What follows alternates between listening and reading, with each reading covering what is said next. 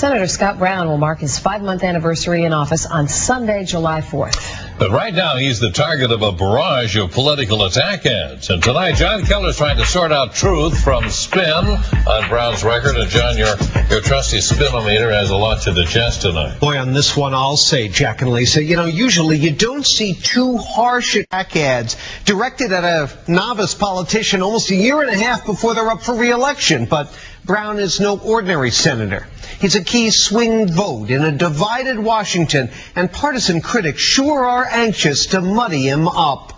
Scott Brown, you've let me down. Oh my! To hear the attack ads on TV, you'd think Brown had already sold his soul to the devil after only 146 days in office. A new DC speed record. But check out the protests popping up outside Brown's Boston office lately.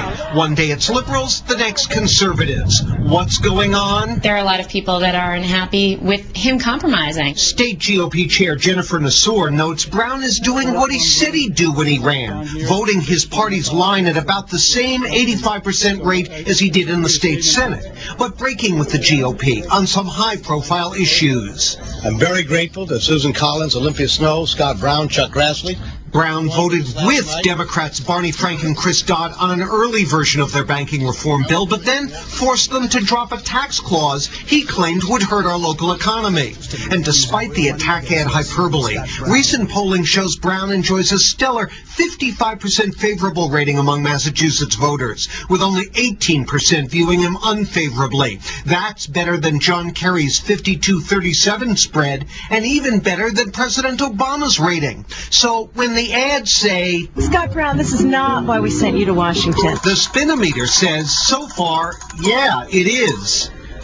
Now, the recent Brown attack ads suffer from more dubious spin, overstating his campaign donations from big oil and casting his vote to stall a new carbon tax as somehow voting for polluters in the Gulf. Well, as Martha Coakley found to her dismay in January, so far at least, harsh smears don't seem to work very well against Scott Brown.